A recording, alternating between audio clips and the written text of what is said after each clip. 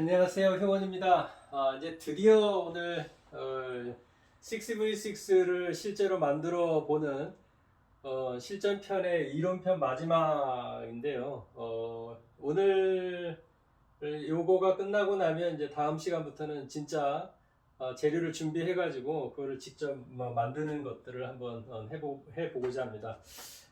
지난 시간에 다 말씀을 드렸고요. 일단 오늘은 초단관에 대한 이제 증폭을 어떻게 할 것이냐라고 하는 걸 조금만 더 자세히 설명을 드리고, 그 다음에 전체적으로 회로를 구성하는 부분에 대해서 잠시 말씀을 드리고 정리를 하도록 그렇게 하겠습니다. 먼저 초단관을 사용을 하실 때 대부분 쌍쌍극관을 가지고 많이 하죠. 쌍쌍극관 아니라도 뭐 여러 관들을 사용할 수 있지만 대체로 쌍쌍극관 중에서 특별히 우리가 12AX7, 12AU7, 뭐 12AT7 이런 다 좋은 관들이죠. 성향이 좀 다 다릅니다. 얘는 증폭률이 좀 높고요. 그래서 데이터 시트에 보면 100 정도 되는데 실제로는 뭐 한 70 정도 뮤값이 된다고 그러고, 얘는 한 20 정도 된다고 그러고, 얘도 그렇게 높은 편은 아니지만 상당히 12AT7도 소리가 좀 예쁘죠. 약간 찰랑찰랑한 소리가 난다고 그럴까요? 그래서 좋은 관이기도 하고, 그 다음에 6922죠. 6922 이게 6DJ8 같은 이런 관들, 뭐 이런 관들을 주로 많이 사용을 합니다. 그리고 사이즈가 조금 더 큰 관들은 6SN7 뭐 이런 관들도 많이 사용하죠. 얘는 U7하고 좀 비슷한가요? 성향이? 하여튼 이런 식으로 초단관을 가지고 많이 사용을 하죠. 그 쌍쌍극관을 가지고 초단관을 많이 설계를 하죠. 여기다가 일단 볼륨에서 신호를 집어넣게 되고, 그 다음에 여기다가는 잘 아시다시피 캐소드 저항을 달고, 그 다음에 생략할 수도 있고 달 수도 있는 바이패스 컨덴서라는 걸 달죠. 여기다가 부하 저항을 이렇게 걸어주면은, 여기다가 12AX7 같은 경우는 약 100kΩ 정도의 부하 저항을 달죠. AU7 같은 경우는 대부분 뭐 50, 그렇죠? 12AU7 같은 경우는 뭐 50kΩ 또는 뭐 30kΩ 이런 정도를 달기도 합니다. 6DJ8 같은 경우는 더 적게 30에서 뭐 10kΩ까지도 사용을 한다라고 되어 있는데요. 이런 식으로 여기다 부하 저항을 걸고 부하 저항에서 바로 빼내서 증폭관에다가 뭐 집어넣는, 그렇죠? 이런 형태가 되겠죠. 이런 식으로 갈 겁니다. 근데 지금 초단관을 사용해서 좋은 거는 이런 거죠. 쌍쌍극관 같은 경우는 초단관 한 개를 가지고 양쪽으로 나눠서, 여기에 두 개가 들어있으니까요, 관 하나 속에. 그래서 양쪽으로 나눠서 사용을 할 수 있는, 그러니까 초단관 하나에다가 양쪽에 증폭단 두 개를 이렇게 사용해서 이거를 넘기게 되면 되게 편하게 할 수 있지 않겠습니까? 그래서 많이 사용을 하는 것 같고요. 특히 12AX7 같은 경우는 워낙에 증폭률들이 크기 때문에 뭐 작은 거인이다 이렇게까지 이야기를 하는 건 아니겠습니까? 자, 그럼 이렇게 하면은 하나 가지고, 초단관 하나 가지고 둘로 나눠 쓸 수 있는 방법이고요. 증폭률을 조금 높여가지고 사용하고 싶다, 즉 2단 증폭으로 사용하고 싶다라고 하면 여기서 나오는 거를 가지고 다시 커플링 컨덴서를 써서 이렇게 2단 증폭을 하는 방법이 있겠죠. 똑같은 관을 사용을 할 때, 그렇죠? 똑같은 관을 사용을 할 때 커플링 컨덴서를 써서 넘기는 그런 방법도 있습니다. 이런 방법도 사용이 되죠. 그러니까 이렇게 1단 증폭하고 2단 증폭하고 넘기는 방법도 있고요. 얘를 증폭률이 또 한 가지 방법은 어떤 방법이냐면, 얘가 원래 이렇게 초단관이 지금 전 두 개로 그렸지만 원래는 하나에 들어있잖아요. 그러니까 예를 들어서 이런 거죠. 이렇게 되겠죠. 지금 이렇게 될 겁니다. 그래서 지금 이렇게 되는 두 개의 관을 묶는 거죠. 이렇게 얘를 한꺼번에 묶어가지고 여기다 같이 부하장을 걸고요. 그 다음에 여기도 역시 캐소드도 묶는 거죠. 묶어서 두 개를 달 수도 있지만 캐소드를 묶어서 하나만 달아가지고 사용을 하는 방법도 있고요. 그러면 그리드에도 역시 묶어가지고 그리드도 두 개니까 그리드도 역시 묶어서 사용하는 이런 걸 보고 패럴 방식, 즉 병렬 방식이라고 그러죠. 병렬로 증폭하는 병렬 증폭 방식이라는 게 있습니다. 이것도 많이 사용을 하는데 초기에 많이 사용을 했죠. 진공관 F5를 만드는 초기에는 이런 패럴 방식이 많이 사용이 됐는데요. 요즘에는 이 패럴 방식은 그렇게 많이 사용을 잘 안 하는 방식입니다. 그래서 이렇게 되지만 약간 내부 저항 값이 올라간다고 그럴까요? 그런 단점이 있어서 잘 사용을 안 하는 방법이기도 하고요. 근데 뭐 써보면 이것도 괜찮습니다. 패럴로 묶으면 그만큼 좀 더 나올 테니까요. 또 한 가지 방법은 뭐냐면 이것보다 조금 더 증폭률을 높이고 싶다. 그렇게 되면 2단 증폭 방식에서 우리가 아까 이런 방법을 썼었죠. 이렇게 이런 방법을 썼는데 지금 여기에서 아까 넘어갈 때 뭘 넘겼죠? 여기다가 저항을 하나 달고 저항을 하나 달아서 부하 저항을 달고요. 그 다음에 여기다가 아까 커플링 콘덴서를 달아가지고 이렇게 넘겼지 않습니까? 커플링 콘덴서를 달지 않고 그냥 직결로 연결을 하는 방법도 있어요. 그러니까 이렇게 해서 이렇게 가겠죠. 그러면 여기도 역시 부하저항을 달아주고요. 부하저항을 달아주고 여기서 커플링해서 증폭단으로 넘어가는 이런 방법을 사용을 할 수도 있습니다. 근데 여기는 이렇게 되면 보세요. 여기가 지금 여기가 직류하고 교류의 신호가 같이 들어가 있죠. 그거를 여기서 커플링 컨덴서라는 걸 통해서 교류는 넘겨주고 직류는 넘어오지 못하도록 넘기는 방식 아니겠습니까? 근데 이거를 그렇게 하지 않고요. 이걸 그렇게 하지 않고 바로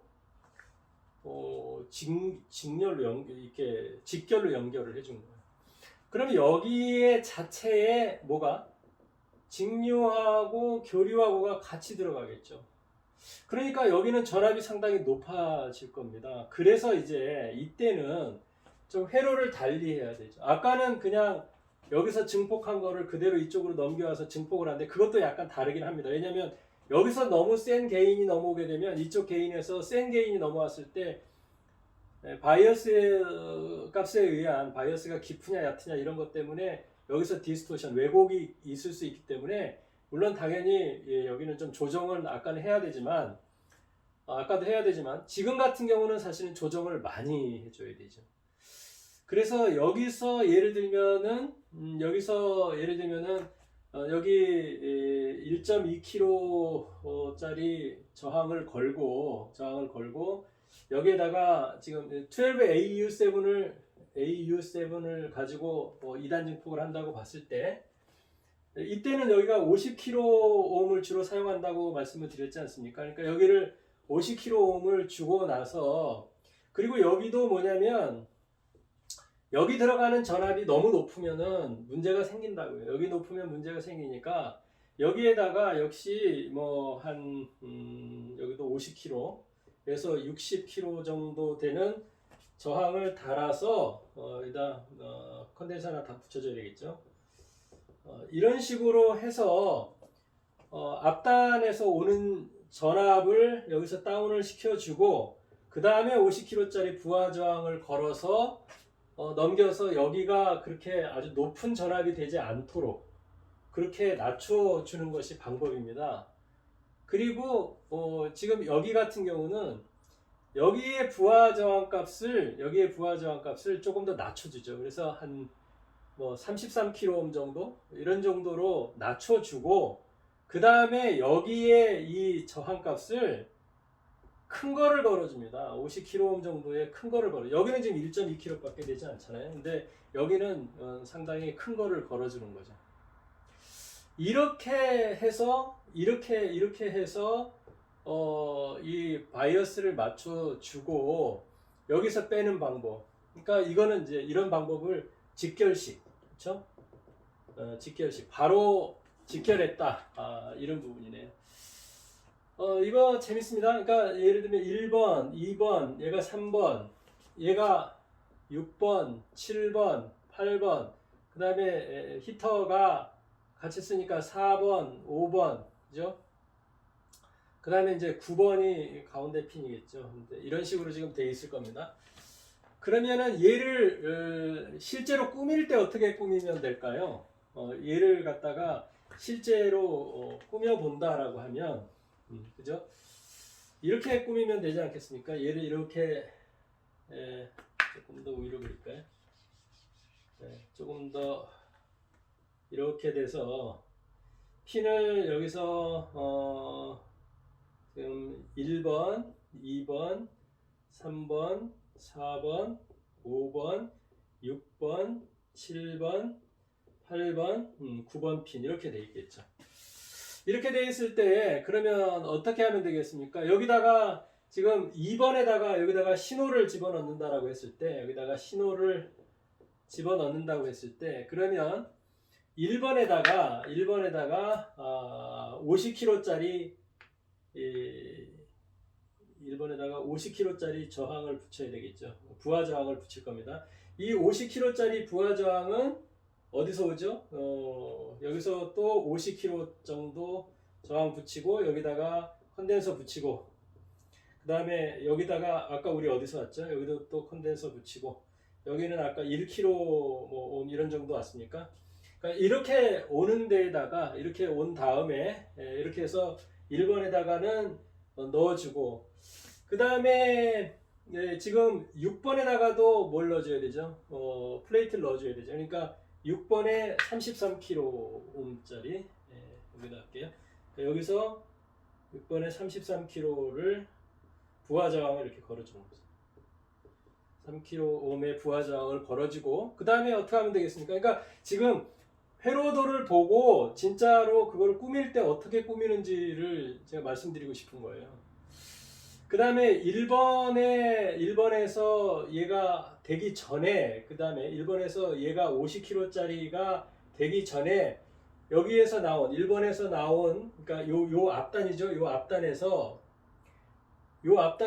바로 어디로 갑니까? 7번으로 가죠. 그러니까 얘를 이렇게 연결을 해주는 거예요.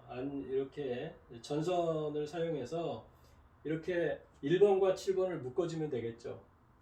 그 다음에 여기 3번에다가는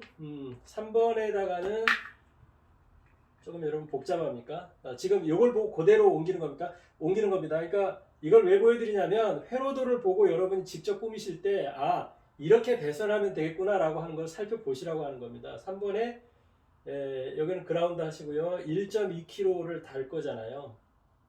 4번, 5번은 물론 히터를 달 겁니다. 여기다가 히터를 집어넣을 거고요. 그 다음에 지금 6번에 넣었고 그 다음에 7번에 넣었고 그 다음에 8번에다가 얼마를 걸어줬죠? 8번에다가 아까 50kg짜리 걸었잖아요. 그러니까 57kg. 요새는 50kg. 50kg 또는 뭐 47kg 많이 쓰죠. 그래서 47kg 이런 것들을 이렇게 걸어 주는 겁니다.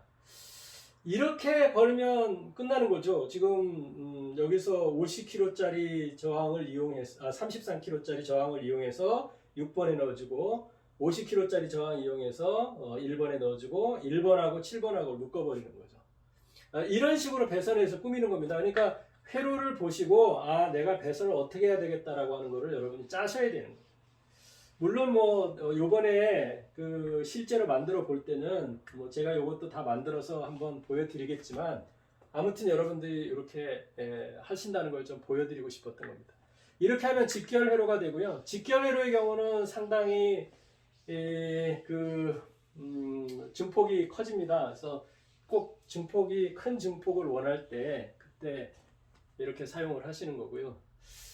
그 다음에 이제 좀 또 재밌는 회로가 있는데 SRPP라고 하는 회로가 있습니다. SRPP라고 하는 회로는 그러니까 관을 두 개를 사용해야 되니까 쌍쌍극관이니까 관 하나겠죠. 이렇게 플레이트가 있고 그다음에 캐소드가 이렇게 있을 때, 그죠? 캐소드가 있을 때 여기에 캐소드 저항을 붙여주고요. 캐소드 저항을 붙여주고 그 다음에 지금 얘를 그러면 번호를 따졌을 때 얘를 1번, 2번, 3번 이렇게 되겠죠. 물론 뭐 히터는 들어가야 되고요. 캐소드를 붙여주고 저항을 붙여주고 그 다음에 얘를 플레이트에다가 이렇게 붙입니다. 플레이트에다 붙이고요. 요 관에다가 신호를 넣어주게 되는 거죠. 똑같이 되게 되면 그러면 얘는 조금 위로 올릴까요? 이렇게 해서 만약에 얘가 1번, 2번, 3번, 얘가 그러면 6번, 7번, 8번 이렇게 되겠죠. 12AX7 뭐 계열을 가지고 생각을 하는 겁니다.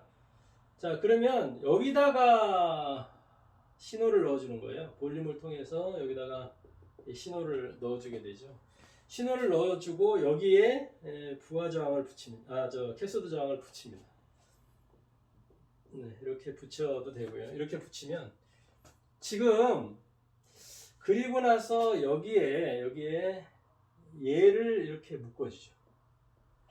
얘를 묶어주는 아주 재밌는 회로가 되는데 지금 얘는 신호를 여기서 묶게 되는데 신호의 흐름을 한번 따라가 볼까요? 여기서 신호가 이렇게 들어오게 되면 신호가 일로 가서 여기서 증폭된 신호가 나오겠죠.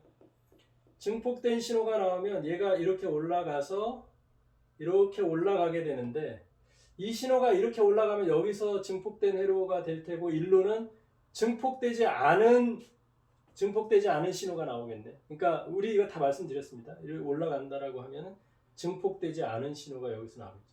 근데 지금 여기서 이렇게 뺀단 말이거든요.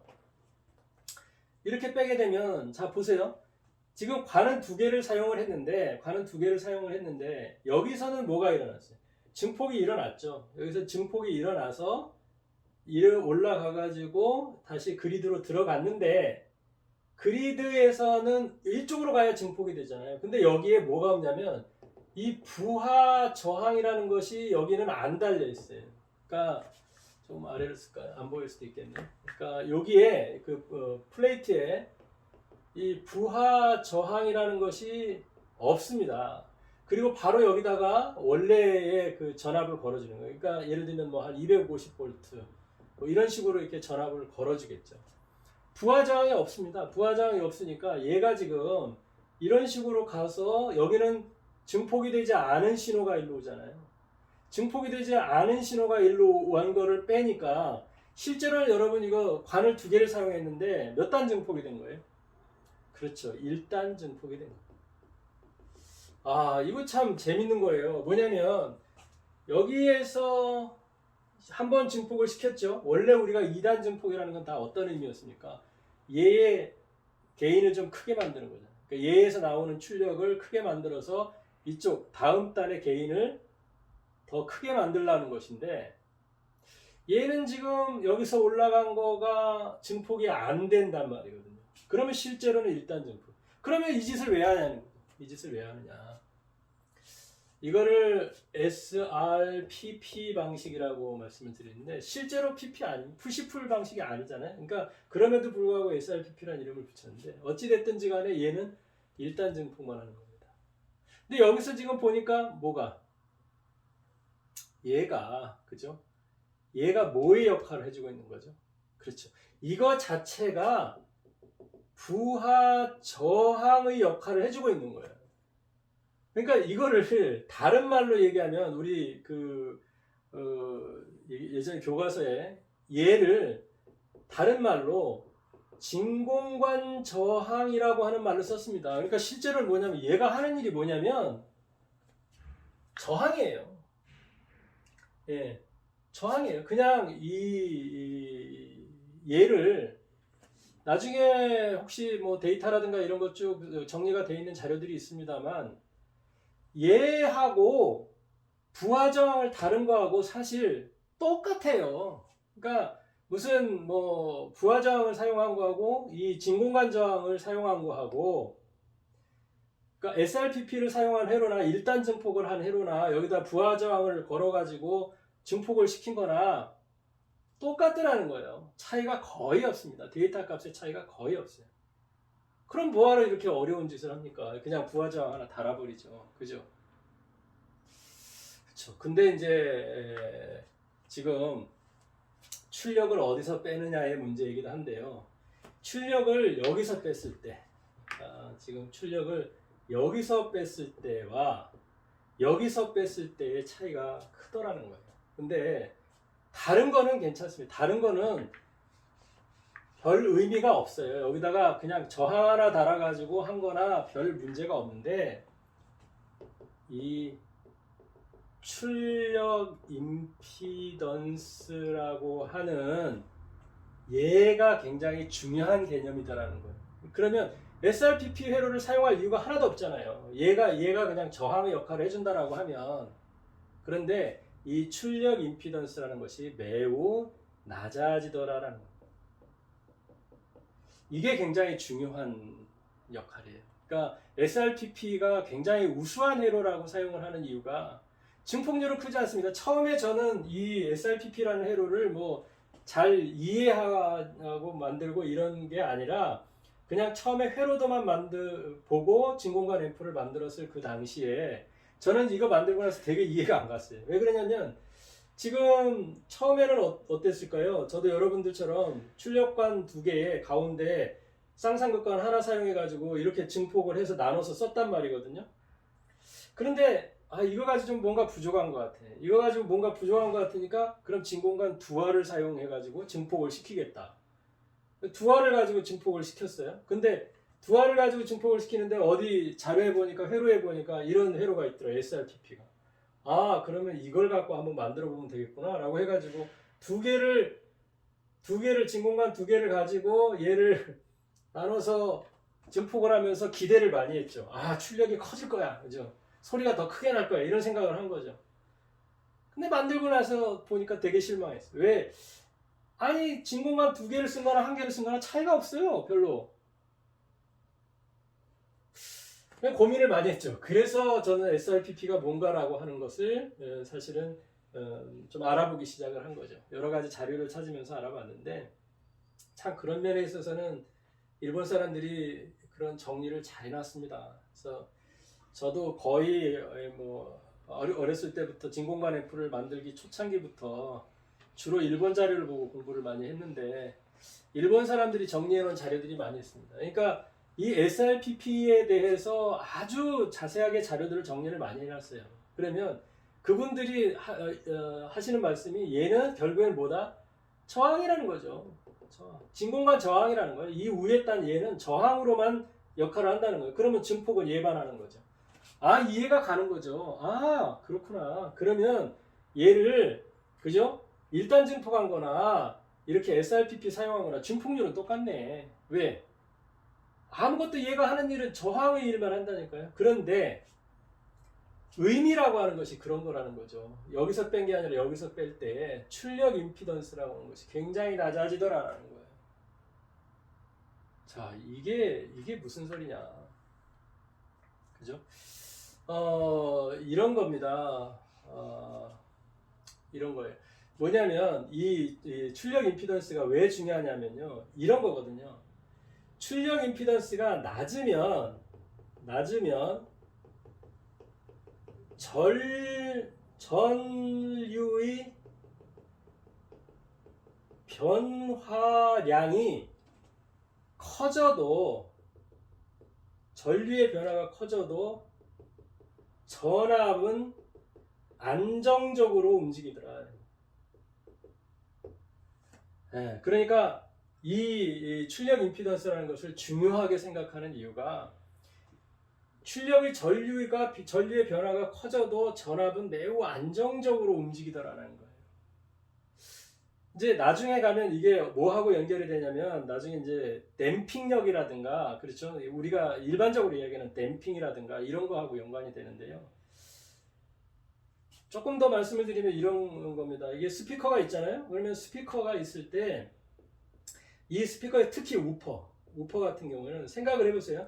여기다가 전압을 딱 넣었어요. 그러면 여기에 전자석이 생기면서 이 콘지가 이 콘지로 붙어 있고 여기에 이 종이가 그렇죠. 이 종이로 되어 있는 것들이 이렇게 왔다 갔다 하면서 파동을 만들면서 소리를 만들지 않습니까?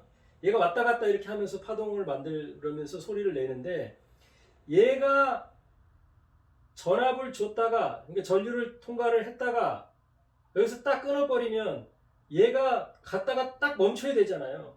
딱 멈춰야 되는데 어떤 문제가 생깁니까? 이건 우퍼라는 거는 워낙에 크잖아요. 그러니까 얘를 딱 멈춘다 하더라도 얘는 관성에 의해서 자꾸 움직이게 되고 그거에 의해서 계속 진동을 할 거라는 거죠.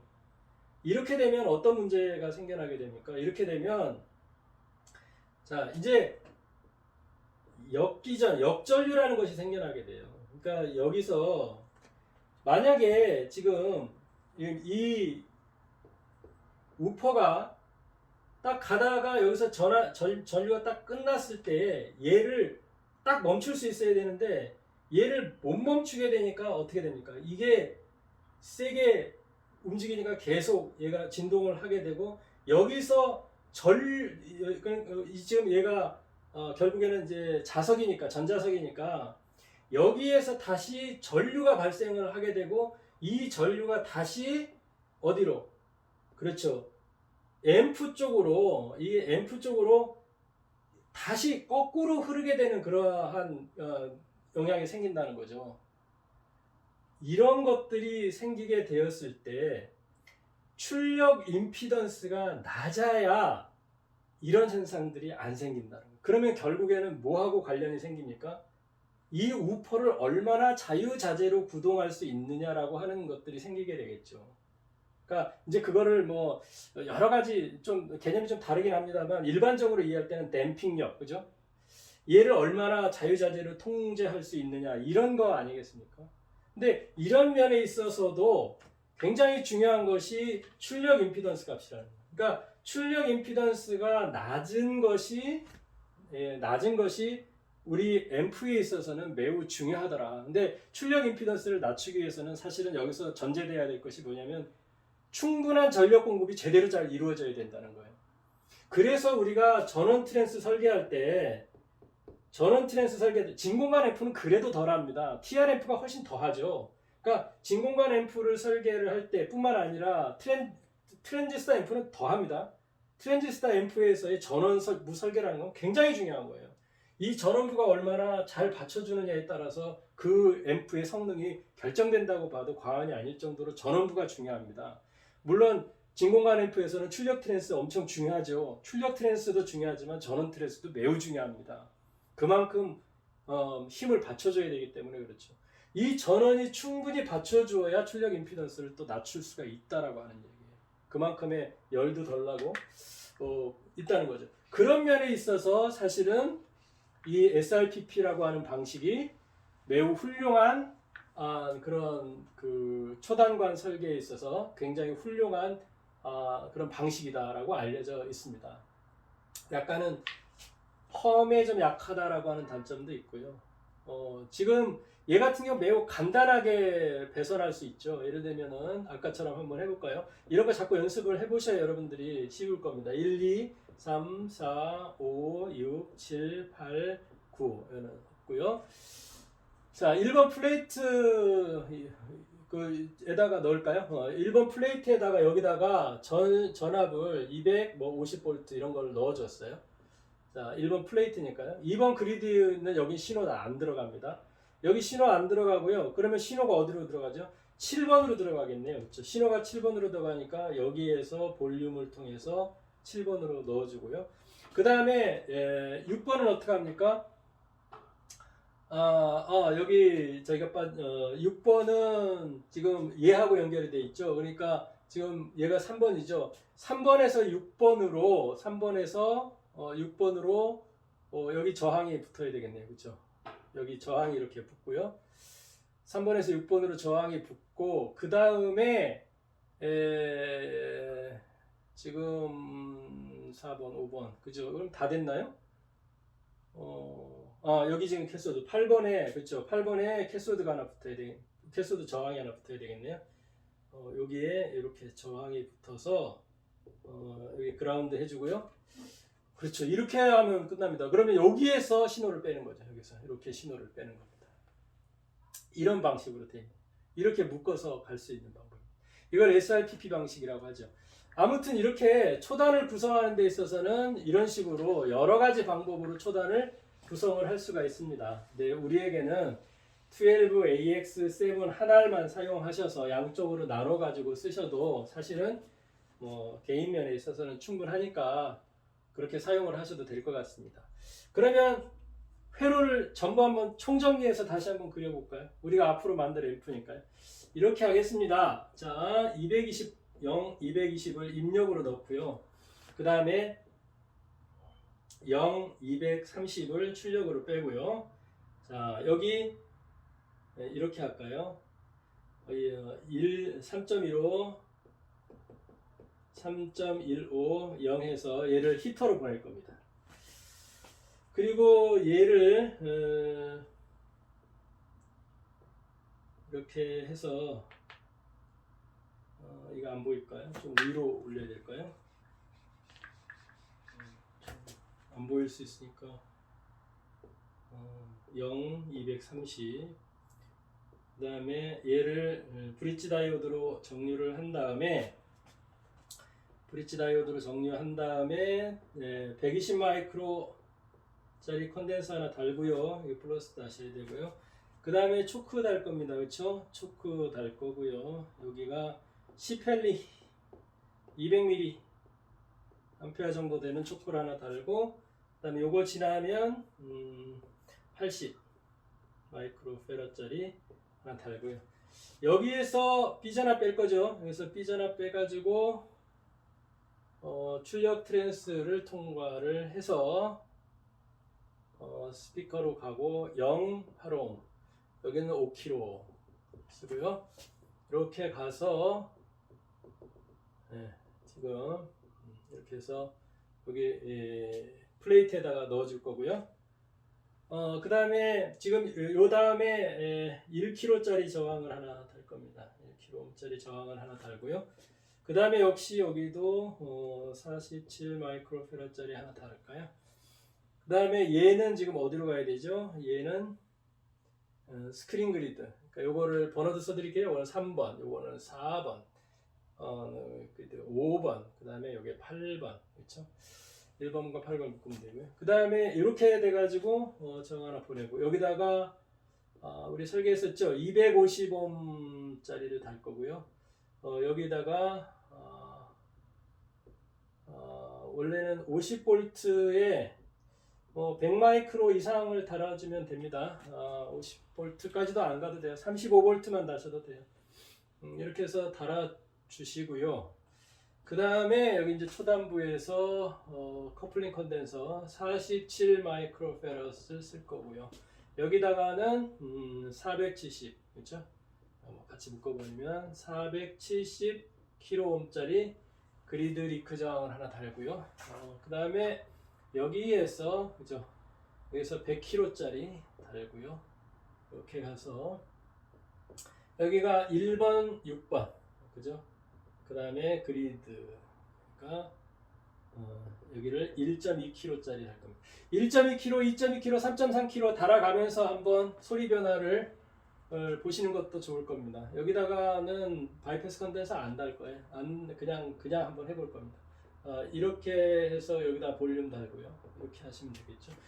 여기로 넘어올 때 지금 요 1kg에서 바로 이렇게 빼셔도 괜찮아요. 바로 빼도 괜찮은데 여기다가 조금 좀 낮춰볼까요? 여기서 10kg짜리 하나 달고요. 그 다음에 여기도 그렇게 되면 여기다가 이렇게 표시를 하면 좋겠네요. 그죠? 그래서 플러스 마이너스 해가지고 여기는 47 달았으니까 여기다가는 22 마이크로 페라짜리 하나 달을까요? 450V짜리 달면 됩니다. 자, 이렇게 하면, 이렇게 해서 만드시면, 그죠? 빠진 게 있나요? 됐고, 1kg 달았고요. 이렇게 하면 앞으로 우리가 요걸 가지고, 다음 시간에는 이걸 가지고 실제로, 제가 재료를 다 준비해서 어떻게 얘를 배선을 하고, 그 다음에 어떤 식으로 꾸밀 것인가라고 하는 것까지 여러분하고 같이 만들어 보는 시간을 갖도록 하겠습니다. 그동안 수고 많이 하셨습니다. 감사합니다.